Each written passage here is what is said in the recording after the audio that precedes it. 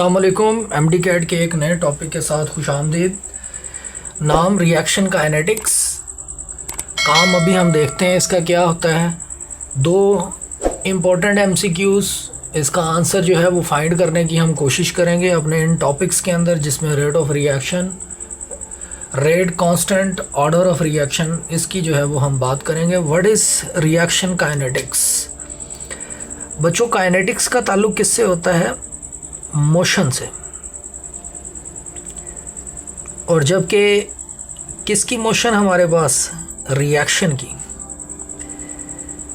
तो फिज़िक्स में kinetics motion को कहते हैं, और यहाँ मोशन हम किसकी देखेंगे? रिएक्शन की, कि how fast are reaction proceed.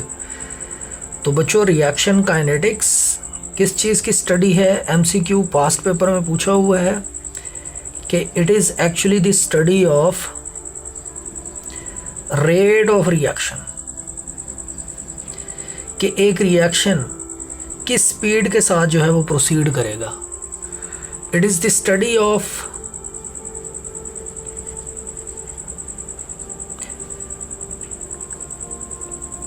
Factors affecting the rate of reaction. Factors affecting rate of reaction. कौन कौन से फैक्टर्स हैं जो रेट को इफ़ेक्ट कर सकते हैं। और thirdly, it is the study of mechanism of a reaction.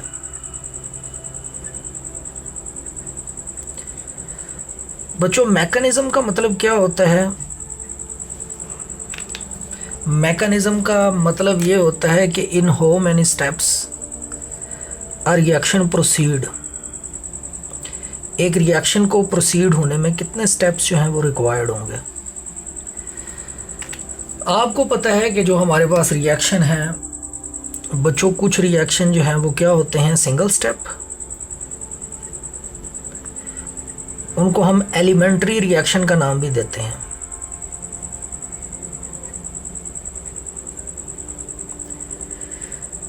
और कुछ रिएक्शन हमारे पास क्या होते हैं? Multiple steps. Multiple steps reaction. बच्चों, उन मल्टीपल स्टेप्स के अंदर हमारे पास एक स्टेप ऐसा होता है जो कि क्या होता है हमारे पास? Slow step.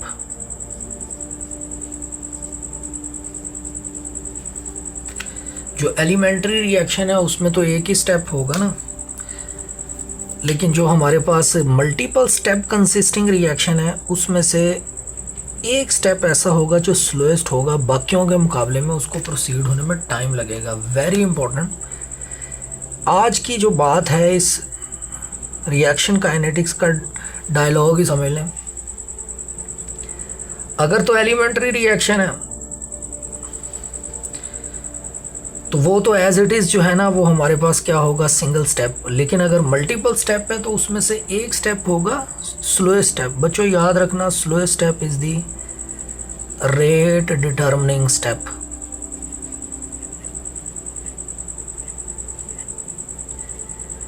अगर हमने किसी रिएक्शन के रेट का पता चलाना है ना, रेट इक्वेशन का पता चलाना है, ऑर्डर का पता चलाना है, तो हमें किसको फाइंड करने की ज़रूरत होगी?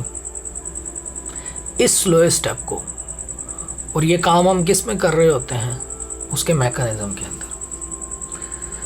तो ये चीज़ जो है ना वो आपने याद रखनी है। अब जैसे मैंने आपको बताया कि बच्चों, reaction kinetics is simply the study of rate of reaction.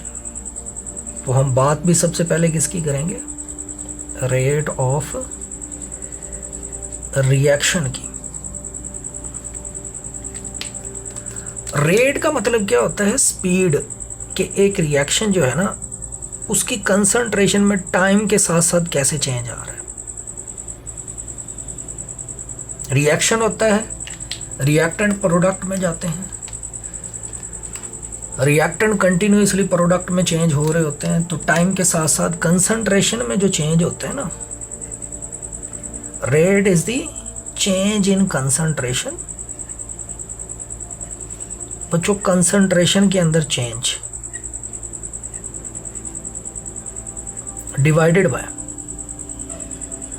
Time taken for this change.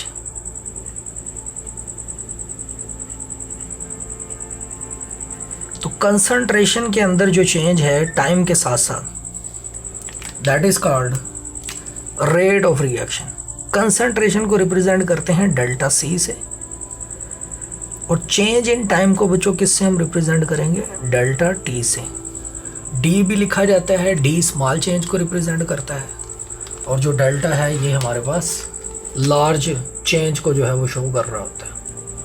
बच्चों कुछ बातें आपने रेट से रिलेटेड याद रखनी है, जैसे for example law of mass action कहता है कि rate of reaction is directly proportional to active mess.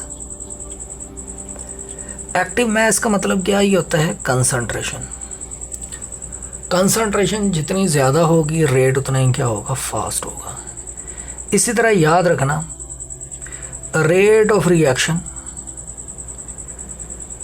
Decreases with respect to time. Time के साथ साथ जो रेट है वो क्या होता जाता है, स्लो होता जाता है। इसी तरह आपने याद रखना है, ये सारी बातें एमसीक्यू में जो है ना वो पूछी जा चुकी हैं और पूछी जा सकती हैं। जो रेट आप निकालोगे ना, rate is always positive quantity.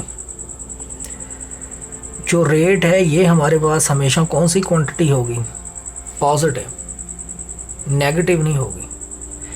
इसी तरह आपने याद रखना है कि रेट बच्चों नेवर रिमेन्स यूनिफॉर्म। जो रेट है ना ये कभी एक जैसा नहीं रहता, ये हर वक्त जो है वो चेंज हो रहा होता है। स्टार्ट में बहुत तेज़ी से रिएक्टेंट हैं तो उनका रेट बहुत तेज़ी से जो है ना वो चेंज हो रहा होता है, क्योंकि कंसंट्रेशन ज़्यादा होती है, रेट फास्ट होती है। फिर with the passage of time वो क्या हो जाता है, स्लो, जिसका मतलब इट नेवर रिमेन्स यूनिफॉर्म। यानी कि हम कह सकते हैं बच्चों rate is ever changing parameter. जैसे लाइफ जो है ना वो हर वक्त चेंज होती रहती है, ठीक है, एक जैसी नहीं रहती। कभी खुशी है, कभी गमी है, कभी पेपर है, कभी रिलैक्सेशन है, कभी छुट्टियां हैं, कभी ईद है, कभी रमज़ान है, सारा कुछ चलता रहता है बच्चों। रेट भी इसी तरह ही समझ लें।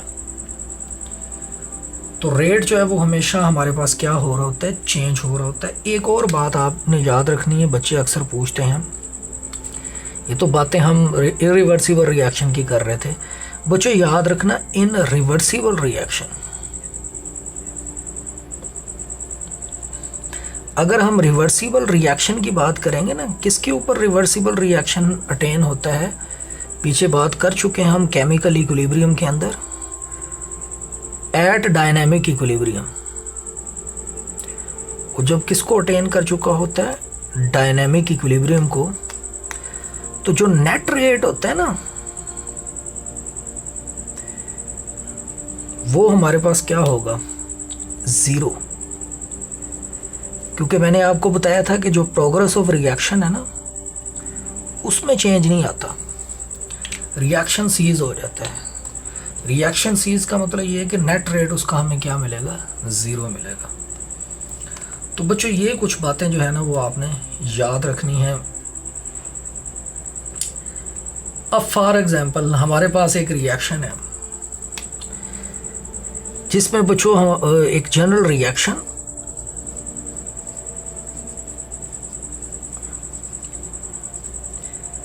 जनरल इरिवर्सिबल रिएक्शन है, जिसमें हमारे पास ए जो है ना irreversibly change into B.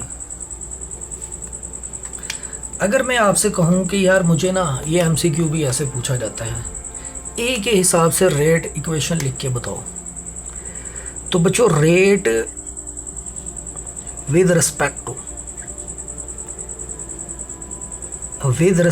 To reactant, R stand for reactant. तो आप कहेंगे कि सर ए के हिसाब से rate is the negative change, minus लगाएंगे, change in concentration of reactant, मतलब यहाँ पे हम ऊपर वाले रिएक्शन की बात कर रहे हैं, तो बच्चों यहाँ हम क्या लिखेंगे, ए। ब्रैकेट का मतलब कंसंट्रेशन होती है, केमिकल इक्विलिब्रियम में पढ़ चुके हैं, divided by time taken for this change. D small change को रिप्रेजेंट करता है, माइनस लगाना है क्योंकि इसको क्वांटिटी को बनाना क्या है हमने, पॉजिटिव। कंसंट्रेशन माइनस में जाएगी, बाहर वाला माइनस उसको क्या करता जाएगा, पॉजिटिव। आंसर क्या बन जाएगा, पॉजिटिव। इसी तरह आपने याद रखना है, ये क्वेश्चन आता है, कोई रिएक्शन दे दे, वो कहे कि करेक्ट इनमें से कौन सी इक्वेशन होगी। बच्चों इसी तरह rate with respect to product, product के हिसाब से अगर हम इसको लिखना चाहेंगे तो प्रोडक्ट भी है हमारे पास, तो rate is the appearance, positive, appearance in the concentration of product divided by time taken for this change. बच्चों ये दो बड़ी इंपॉर्टेंट चीज़ें हैं, इससे रिलेटेड आपसे एमसीक्यू पूछा जा सकता है। ग्राफ बुक में दिया हुआ है, ग्राफ हम केमिकल इक्विलिब्रियम में भी कर चुके हैं, बिल्कुल वैसे ही एक ग्राफ है कि स्टार्ट के अंदर जो है ना कंसंट्रेशन हमारे पास क्या हो रही होती है, बहुत तेज़ी से कम हो रही होगी, रेट बड़ा फास्ट होगा रिएक्टेंट का, उधर से प्रोडक्ट का, अंटिल वो किसको अटेन कर लेंगे, इक्विलिब्रियम को। बच्चों अब नेक्स्ट हमारे पास क्या आ जाता है, unit. What is the unit of rate of reaction. Past paper में एमसीक्यू यही वो कंसंट्रेशन दे देगा, टाइम दे देगा, डिवाइड करके आपने फाइंड कर लेना। एक दो बार यूएचएस के अंदर ख़ास तौर पर ये एमसीक्यू पूछा हुआ है, आसान है। अब यूनिट हमारे पास क्या होता है बच्चों, यूनिट अगर एक्वस की बात कर रहे हैं, एक्वस सॉल्यूशन की बात कर रहे हैं, तो कंसंट्रेशन किस में ली जाती है, मोल पर डेसीमीटर क्यूब में, और टाइम को किस में लिया जाता है, सेकेंड के अंदर, तो ये बन जाएगा पर सेकेंड। यहाँ बच्चों हम मोल पर डेसीमीटर क्यूब की जगह पे ना क्या भी लिख सकते हैं, मोल पर लीटर इनटू पर सेकेंड। और अगर रिएक्शन हमारे पास थोड़ा स्लो है तो पर सेकेंड की जगह पर मिनट भी हो सकता है। ठीक है, याद रखना है, वो डिपेंड करता है एग्जामिनर के ऊपर क्या लगाता है। ये एक्वस फेज रिएक्शन के लिए है। एक्वस फेज में मैंने आपको केमिकल इक्विलिब्रियम में बताया था, हम मोल पर डेसीमीटर क्यूब यूज़ करते हैं। लेकिन बच्चों अगर गैशियस फेज आ जाए हमारे पास, तो गैशियस फेज में जो है ना वो हम कंसंट्रेशन किसके अंदर लेते हैं, एटीएम के अंदर। मोल पर डेसीमीटर क्यूब की बजाय एटीएम पर second. This is for gaseous phase reaction. ये चीज़ आपने याद रखनी है, ठीक है। गैशियस फेज रिएक्शन के लिए हमारे पास आ जाता है। रेट हमारे पास दो तरह के होते हैं, one is called instantaneous rate and second one is called average rate. Instantaneous rate जो है, rate at any one instant. अगर आप किसी स्पेसिफिक इंस्टेंट के ऊपर रेट फाइंड करते हैं, सपोज 1 मिनट के अंदर कोई रिएक्शन हो रहा है, आप उसमें 50 सेकेंड के ऊपर जो है ना रेट निकालना चाहते हैं, तो that is called instantaneous rate. Graphically इसको निकाला जाएगा। एवरेज रेट क्या होता है, rate between two specific time intervals. Time intervals मतलब आप दो टाइम ले लें, उसके हिसाब से दो कंसंट्रेशन ले लें, तो जो हमारे पास रेट आएगा that is called average rate. बच्चों ये हमारे पास इस साल 2025 का जो है ना वो एमसीक्यू है। आई थिंक शायद यूएचएस का है या सिंध का है, उसमें उसने पूछा हुआ था कि स्टार्ट के ऊपर। स्टार्ट की जब हम बात करते हैं, क्योंकि कंसंट्रेशन बहुत ज़्यादा होती है, तो बच्चों आपने याद रखना है उस वक्त जो इंस्टेंटेनियस रेट होता है ना, IN इंस्टेंटेनियस रेट, इसकी वैल्यू जब आप निकालेंगे तो वो बहुत ज़्यादा होगी। किसकी निस्बत? एवरेज रेट की निस्बत। और इसी तरह अगर हम बात किसकी करेंगे, एट द एंड जब रिएक्शन नियरर टू कंप्लीशन होगा, तो क्योंकि हमारे पास उस वक्त कंसंट्रेशन जो है वो कम हो चुकी है, तो आपने याद रखना है तब जो एवरेज रेट होगा ना इंस्टेंटेनियस के मुकाबले में, एवरेज रेट, उसकी वैल्यू क्या बनेगी हमारे पास? ज़्यादा। और बच्चों जब टाइम जो है ना ऑलमोस्ट रिएक्शन कंप्लीट हो चुका होगा, टाइम अप्रोचेस टू ज़ीरो, ये एक ऐसी हमारे पास स्टेज आ जाती है जहां पे आपने याद रखना है instantaneous rate becomes equal to the average rate. ज़ाहिर बात है, टाइम अप्रोचेस टू ज़ीरो है, तो इंस्टेंटेनियस जो है ना वो एवरेज के क्या हो चुका होगा? बराबर। ये चीज़ आपने याद रखनी है। ये आपसे पिछले साल 25 के अंदर जो है ना MCQ में पूछी गई है बच्चों। इसी तरह आप मुझे बताएं ज़रा, रेट ऑफ रिएक्शन हमने पढ़ लिया है, इसी रेट ऑफ रिएक्शन की बेस के ऊपर कितनी तरह के रिएक्शन होते हैं? 3 तरह के types of reaction.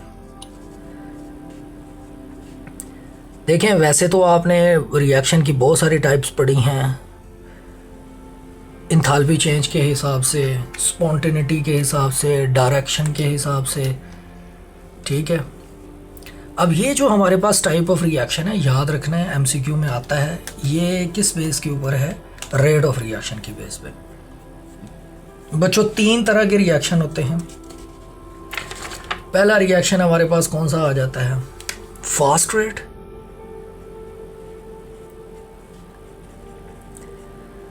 Fast rate reaction की कुछ एग्जांपल्स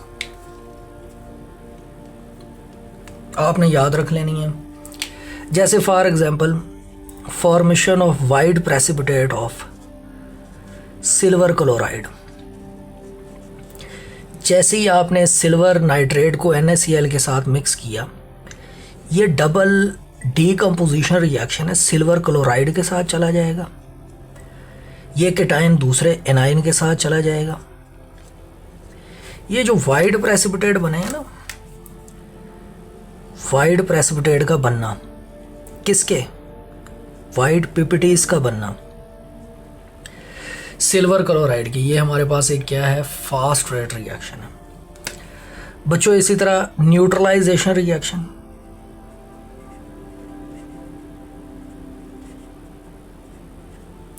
ये भी क्या होते हैं? Fast rate reaction. इसके बाद सेकंड हमारे पास मॉडरेट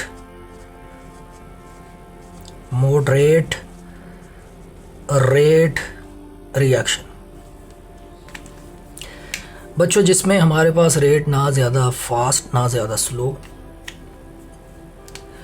तो बुक के अंदर जो एग्जांपल दी हुई है ना बच्चों, वो आपने याद रखनी है। For example hydrolysis of ester.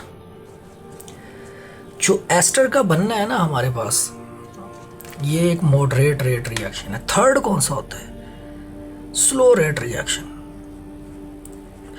बच्चों, ऐसे रिएक्शन विच नीड्स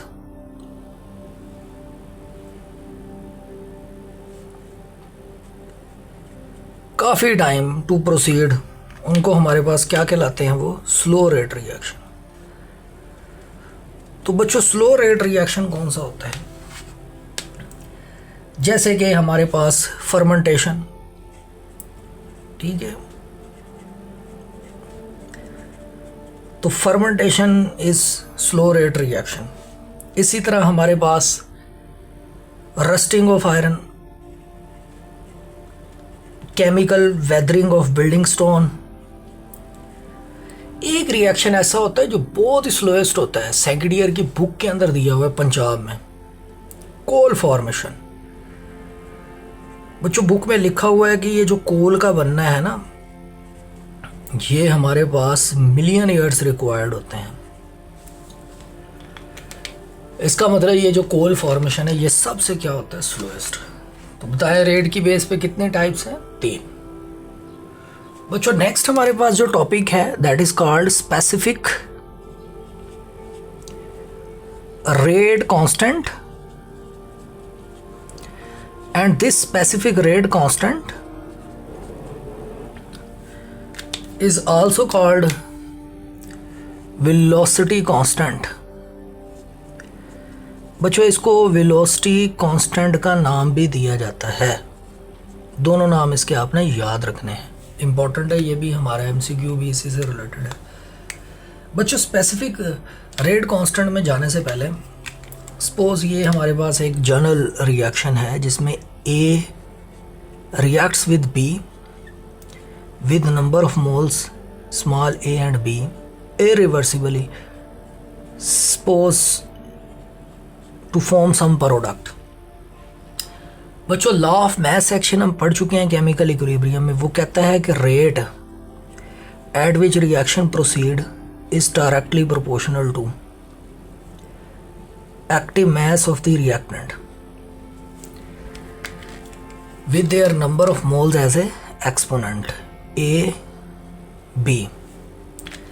बच्चों अब इस प्रोपोर्शनैलिटी कांस्टेंट को ख़त्म करें तो rate is equal to K concentration of A concentration of B with their number of moles A and B। अच्छा ये जो मैंने इक्वेशन लिखी है ना बच्चों, ये इक्वेशन कहलाती है रेट इक्वेशन या rate law. This mathematical expression is called rate law या रेट इक्वेशन। देखिए अगर तो आपने ऑर्डर ऑफ रिएक्शन को समझना है ना, तो इस रेट इक्वेशन को समझना बहुत ज़रूरी है। ठीक है, जैसे ऑर्गेनिक केमिस्ट्री को समझने के लिए नोमेनक्लेचर की ज़रूरत होती है ना, जैसे दूसरे को समझने के लिए बंदे का समझदार होना ज़रूरी है ना, वैसे ही ऑर्डर को समझने के लिए बच्चों रेट इक्वेशन को समझना ज़रूरी है। ठीक है बच्चों, ये जो रेट इक्वेशन है पहली बात जहन में रख लेनी है कि ये कहाँ से आती है। From experiment, it comes from experiment. अगर आपको याद हो जब हम स्टाइक्योमेट्री पढ़ रहे थे तो उसमें मैंने आपको बताया था कि ये बैलेंस्ड केमिकल इक्वेशन की एक लिमिटेशन है कि इससे रेट इक्वेशन ही पता चला सकते हैं हम। ये जो आपको नज़र आ रहे हैं ना कोफिशिएंट, ज़रूरी नहीं है ये एक्सपोनेंट के बराबर हो भी सकते हैं, नहीं भी हो सकते। ये जो रेट इक्वेशन है ये टोटली एक्सपेरिमेंट से आती है, मैकेनिज्म से आती है, स्लोएस्ट स्टेप से आती है। Slowest step is the rate determining step. ये बात जहन में बिठा लेनी है आपने। ठीक है, क्योंकि ये आएगी हम ऑर्डर निकाल सकते हैं बच्चों। हेयर के इज कॉल्ड, बच्चों यही जो के है ना ये कहलाता है स्पेसिफिक रेट कांस्टेंट,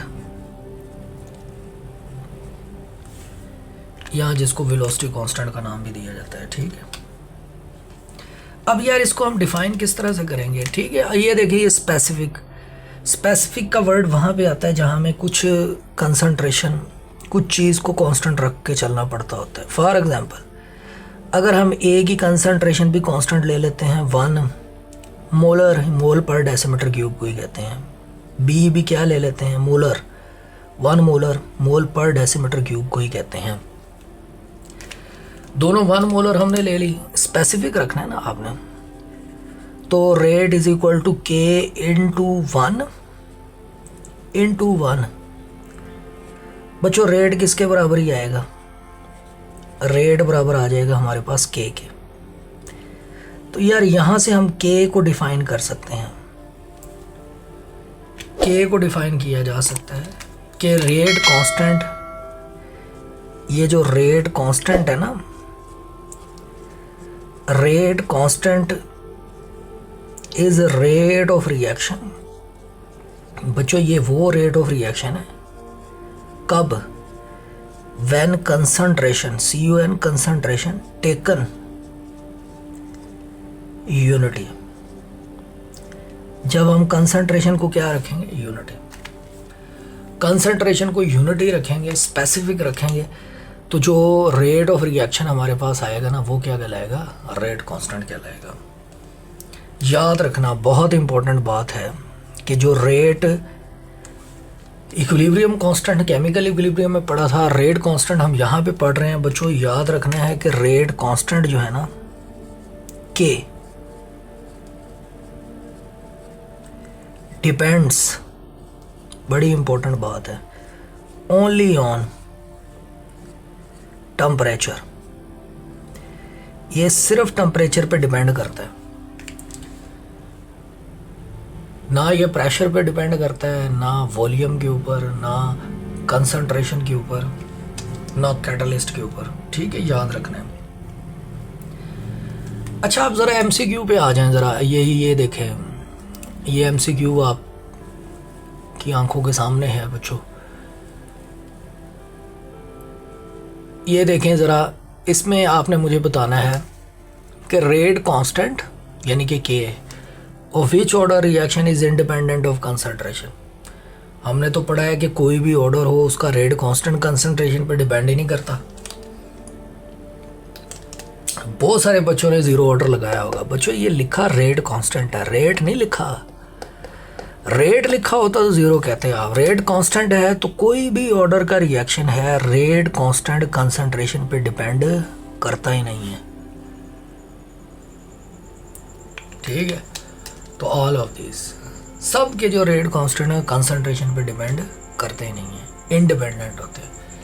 ये चीज़ आपने याद रखनी है। ये हमारे पास MCQ का आंसर था। अब जो बात मैं आपको बताने जा रहा हूँ ना बच्चों, ये इतनी इम्पोर्टेंट है। ठीक है, इतनी इम्पोर्टेंट है जितना इम्पोर्टेंट जो है ना पाकिस्तान के बाद जिंदाबाद कहना इम्पोर्टेंट है। ठीक है, जितना इम्पोर्टेंट नारा है तकबीर के बाद अल्लाह अकबर कहना ज़रूरी है। इतनी इम्पोर्टेंट है कि what is the unit of के। बात मजाक में कही है बच्चों, सीरियस नहीं लेना इसको। ठीक है, यूनिट ऑफ के, पहली बात तो आपने याद रखनी है कि ये जो के का यूनिट है ना बच्चों, ये हमारे पास किसके ऊपर डिपेंड करता है,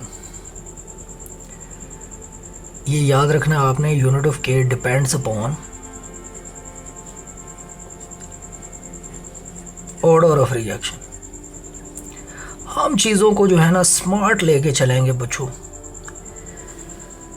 हर चीज़ आजकल स्मार्ट हो गई है। मोबाइल स्मार्टफोन है, बच्चे स्मार्ट आ गए हैं, कंप्यूटराइज आ गए हैं। ठीक है, इंट्री टेस्ट भी स्मार्ट लेके चलेंगे हम, कोई कॉम्प्लेक्स नहीं इसको करेंगे। ठीक है, जो बातें हमारे काम की हैं उनको ही हमने डिस्कस करना है। यार एक शॉर्टकट क्या याद करोगे ये बच्चों, अगर आपने शॉर्टकट याद कर लिया ना, क्योंकि इससे रिलेटेड MCQ ज़रूर पूछा जाता है यूनिट से related. Mole per decimetre cube into raise to power 1 - n into per second. ये एक शॉर्टकट याद रख लेना बच्चों। ये जो हमारे पास n है ना, this is called order of reaction. इसी को हम क्या नाम देंगे, ऑर्डर ऑफ रिएक्शन का। ठीक है, ये ऑर्डर ऑफ रिएक्शन हमारे पास कहलाता है। अब आपने फर्स्ट ऑर्डर का निकालना है तो 1 - 1 0 हो गया। पावर 0 हो तो सिर्फ पीछे पर सेकेंड बचता है, इसका मतलब फर्स्ट ऑर्डर का पर सेकेंड होगा।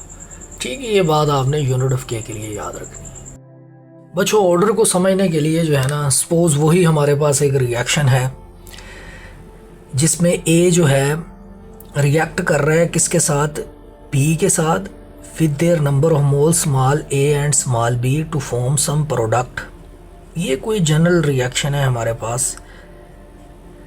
अब जब हम एक्सपेरिमेंटली, फिर मैं बात पे जोर दे रहा हूँ कि एक्सपेरिमेंटली जब हम ये रेट इक्वेशन निकालते हैं ना, जिसको अगर याद हो तो हमने क्या कहा था, रेट लॉ, रेट इक्वेशन ये बी, ये जो इक्वेशन है बच्चों इसको रेट लॉ का नाम दिया जाता है। ये जो एक्सपोनेंट आपको नज़र आ रहे हैं ना, याद रखना ये कोफिशिएंट के बराबर एक्सीडेंटली बराबर होंगे अगर हुए, अदरवाइज ये बराबर नहीं होते। तो ये टोटली हमें कहाँ से मिलती है, एक्सपेरिमेंट से बात हो चुकी है, इसके बारे में बता चुका हूँ मैं।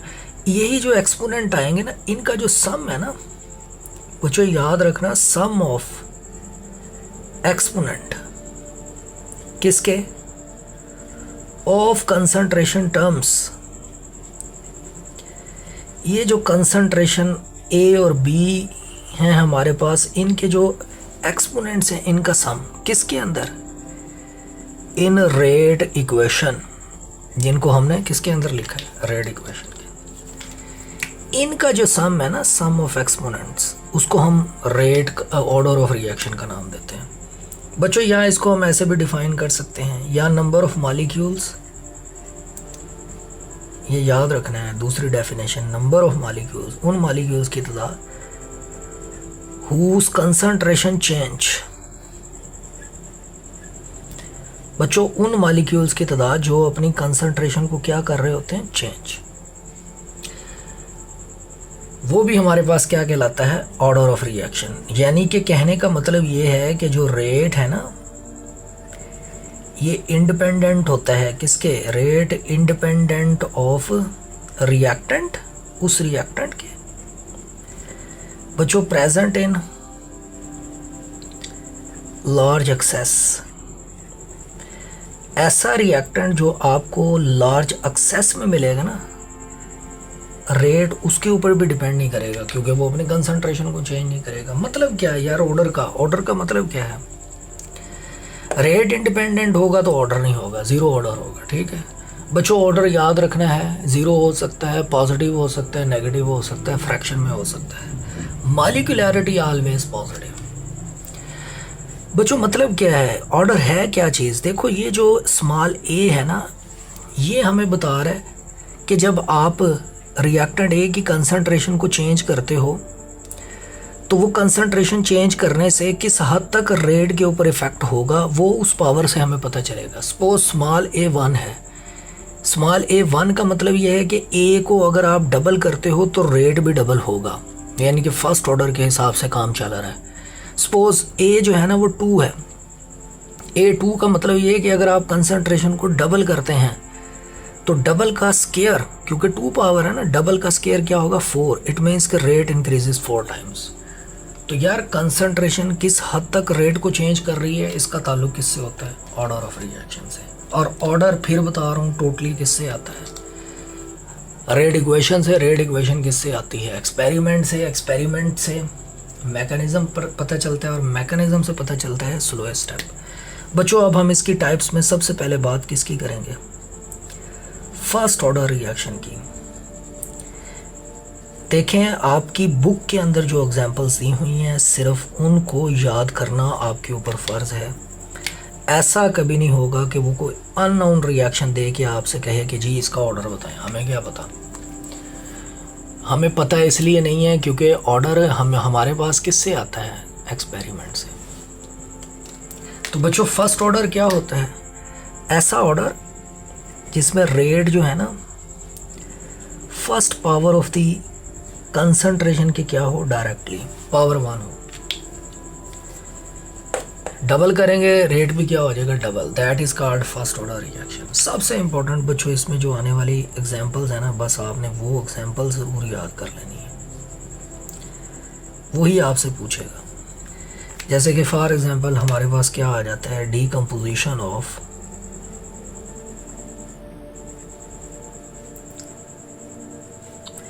N2O5। N2O5 को जब हम डीकम्पोज करते हैं ना,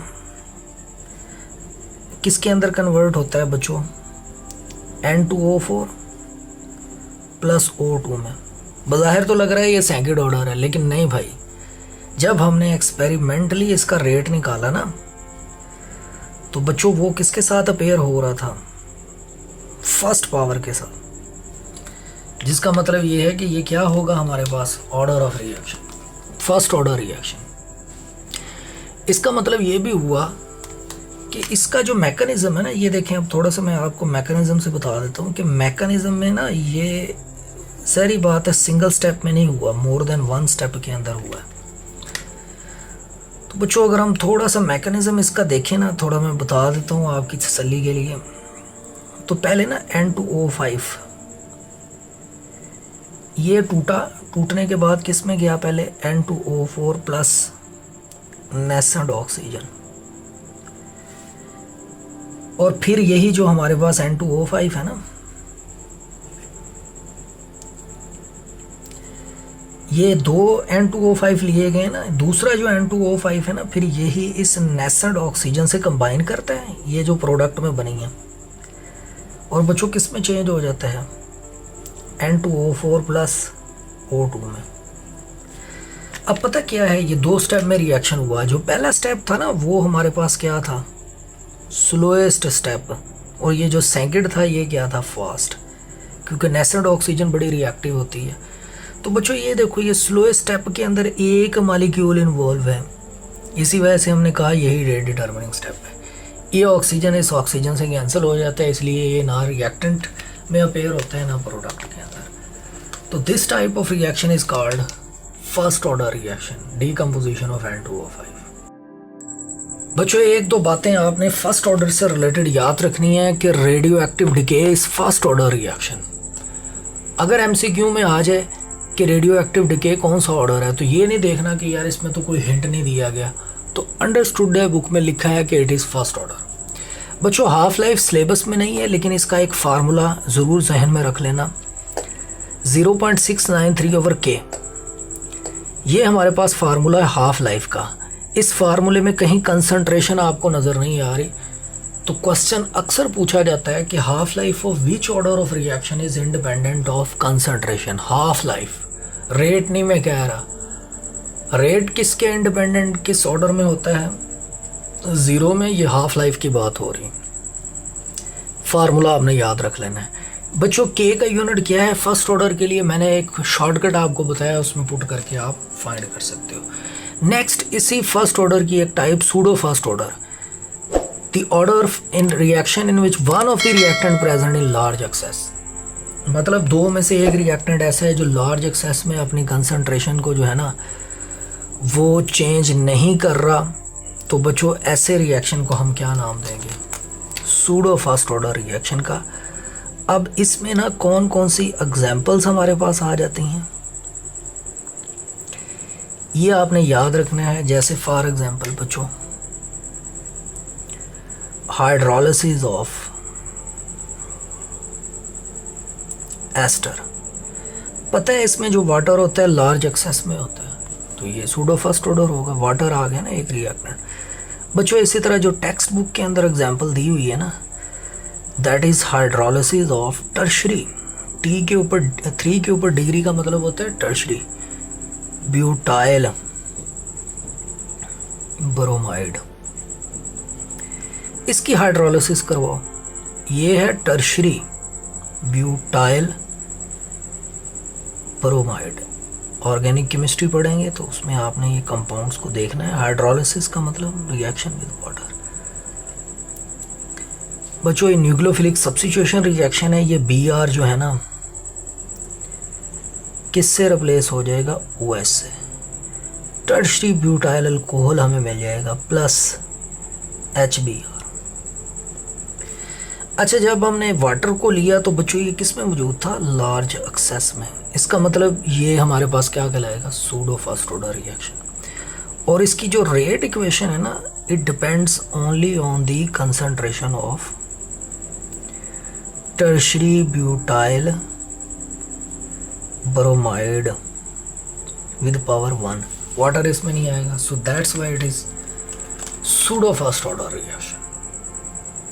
बच्चों नेक्स्ट सेकंड ऑर्डर रिएक्शन आ जाता है। सेकंड ऑर्डर में आपको पता है कि जो हमारे पास रेट है वो second power of the concentration के क्या होगा, डायरेक्टली सेकंड पावर भी हो सकती है, दो रिएक्टेंट भी हो सकते हैं, A B हो सकता है, तीसरा हो लार्ज एक्सेस के अंदर हो, तो उसको भी आपने याद रखना है। बच्चों अब इसमें आने वाली जो एग्जांपल्स हैं ना वो बड़ी इंपॉर्टेंट है। फॉर एग्जांपल ऑक्सीडेशन ऑफ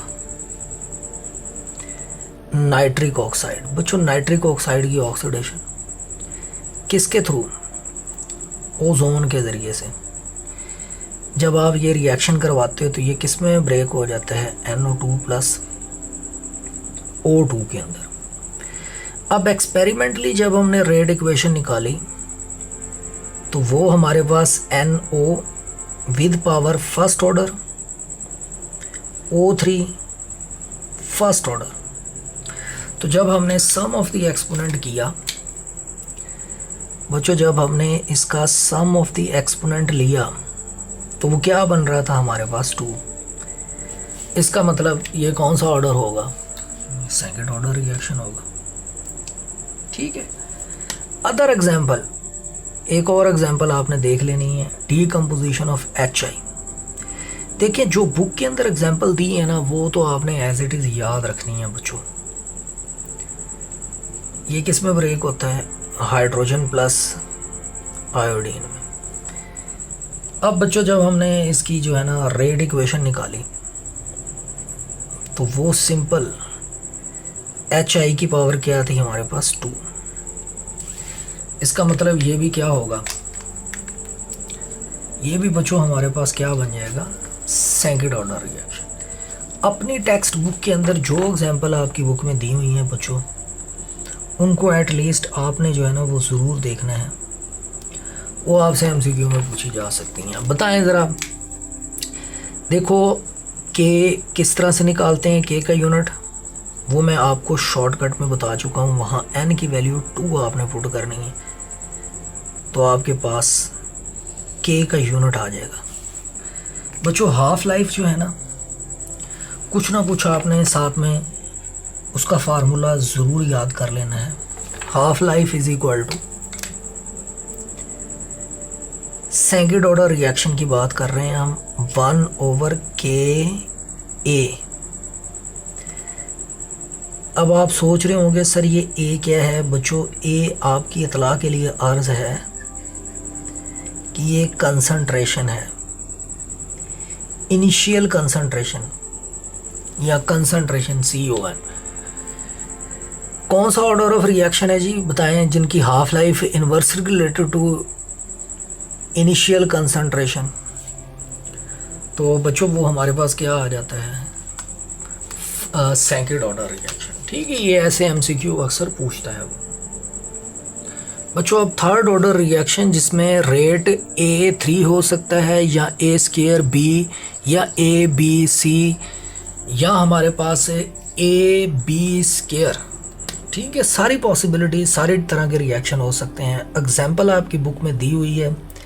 ये एक रेडॉक्स रिएक्शन है, 2FeCl3 प्लस 6Ki। बच्चों it form 2FeI2 plus 6KCl plus I2। बज़ाहिर तो ये बहुत कॉम्प्लेक्स लग रहा है कि ये जो है ना शायद 8th ऑर्डर रिएक्शन है। तो बच्चों ये 8th ऑर्डर तो हमारे पास हो नहीं सकता। इट मीन्स कि ये यकीनन एक से ज़्यादा स्टेप में है।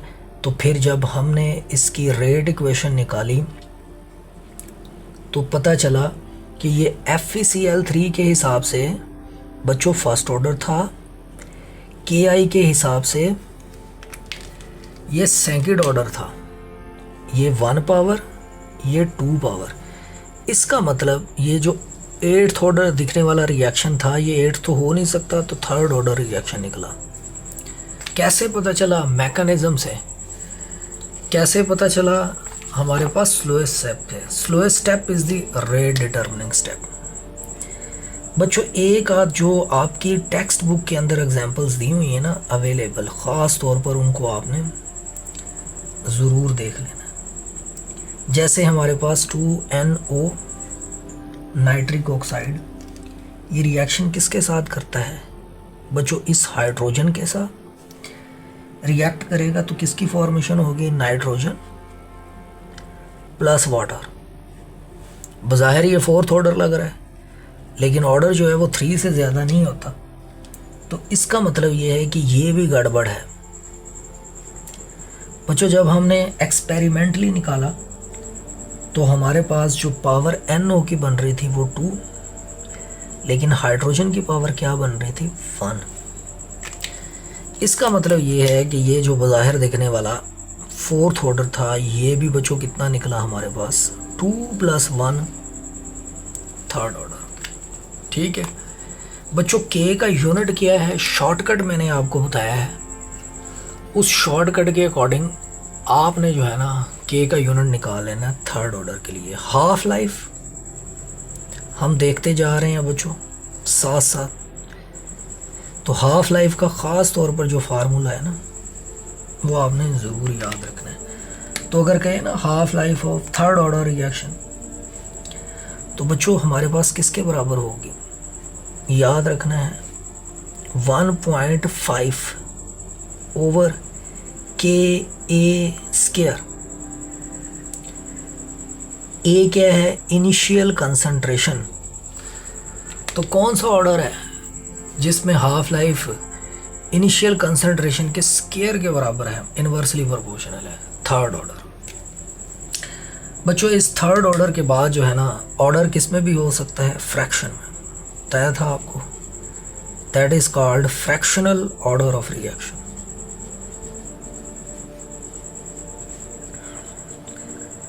बच्चों फ्रैक्शनल ऑर्डर जिसमें पावर जो है ना किसके अंदर आएगी, फ्रैक्शन के अंदर, कुछ भी हो सकती है।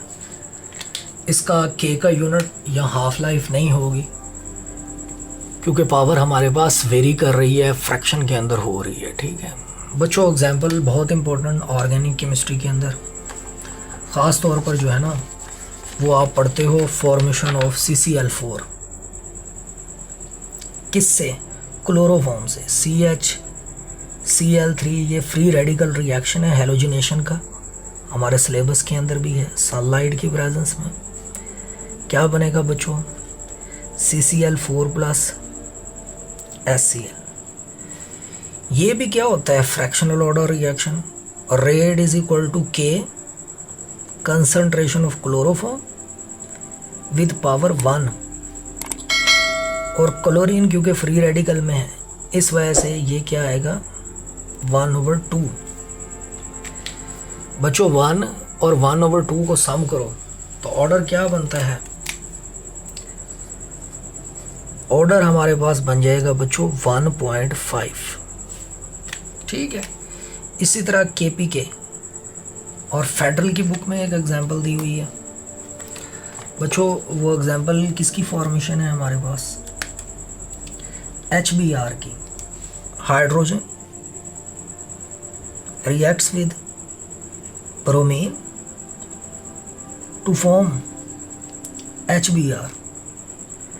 राइट साइड पे क्या आएगा, HBr।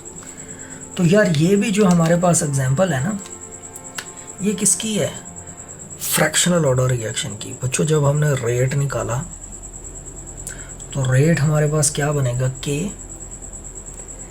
Concentration of hydrogen with power 1 और concentration of bromine with power half. ये 1 है, ये हाफ है, तो ये भी कितना बन जाएगा 1.5। This is called fractional order reaction.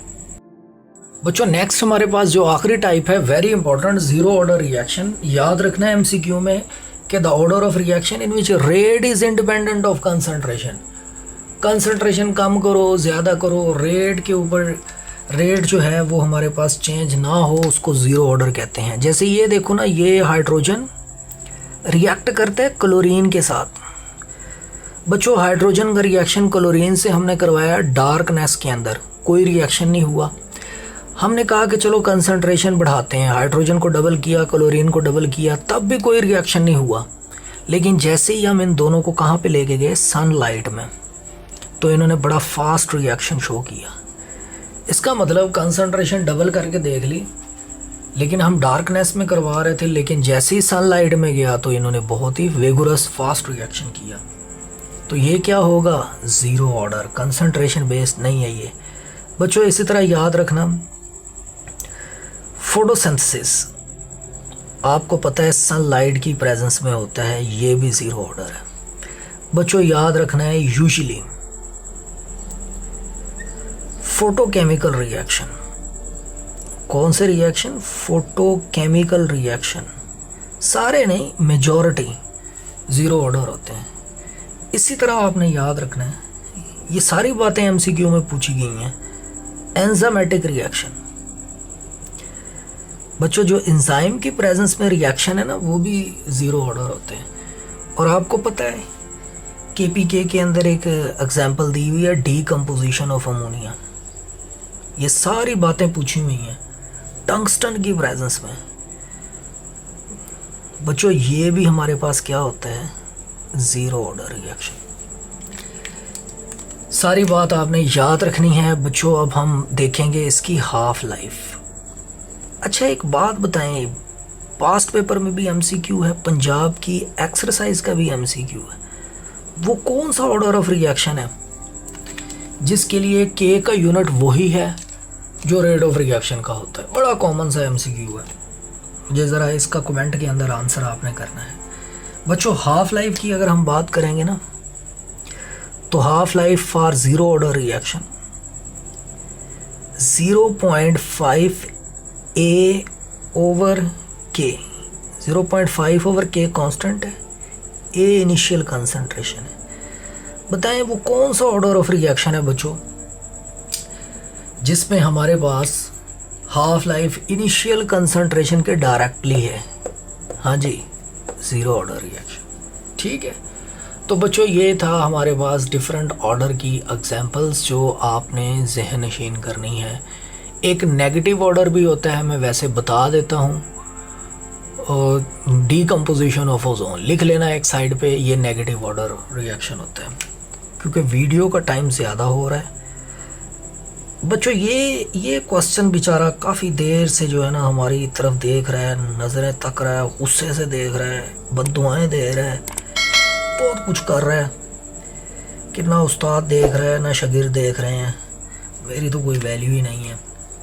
तो बच्चों इसकी तरफ आते हैं। If concentration of reactant increase 4 times, concentration 4 गुना बढ़ाई, रेट डबल हो गया।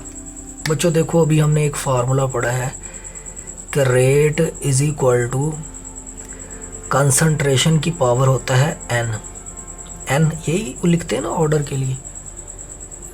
तवज्जो दो ज़रा, वो कहता है कंसंट्रेशन इंक्रीज 4 टाइम्स, यहाँ 4 लिखो, ऑर्डर बताना है ना n, ये n निकालना है। रेट क्या हो जाता है? डबल, ये 2। बच्चों 4 को क्या लिखा जा सकता है? 2 की पावर 2 और साथ क्या लिखा हुआ है? n, है ना? आपने मैथ में सुना होगा, पढ़ा तो नहीं होगा क्योंकि मैथ आपका सब्जेक्ट नहीं है, कि अगर ये बेस सेम हो ना तो पावर क्या हो जाती है? ऐड, यानी कि हम कह सकते हैं 2n is equal to 1। Base same कर रहे हैं आपने, तो बताओ n किसके बराबर होगा? हाफ के। तो बच्चों ये हमारे पास इसका आंसर आ गया है। ऐसे बहुत सारे एमसीक्यू जो है ना चेंज करके पूछे जाते हैं। तो बताओ इसमें राइट ऑप्शन कौन सी होगी? हाफ ऑर्डर रिएक्शन की ये बात हो रही थी। तो बच्चों इस तरह के और एमसीक्यू जो है ना वो ऑर्डर ऑफ रिएक्शन से रिलेटेड नेक्स्ट लेक्चर के अंदर हम देखेंगे। एक बड़ा इंपॉर्टेंट एमसीक्यू मैंने डिस्कस करना है, बाकी सारी चीज़ें तो ये मैं लेक्चर के दौरान। लिहाजा अपना ख्याल रखिएगा, चैनल को सब्सक्राइब करें, अगर अच्छा लगता है तो अपनी राय का इजहार ज़रूर करें, बड़ी मेहनत इसके ऊपर लगती है। तो नेक्स्ट लेक्चर के साथ हाजिर होंगे। अल्लाह हाफिज़।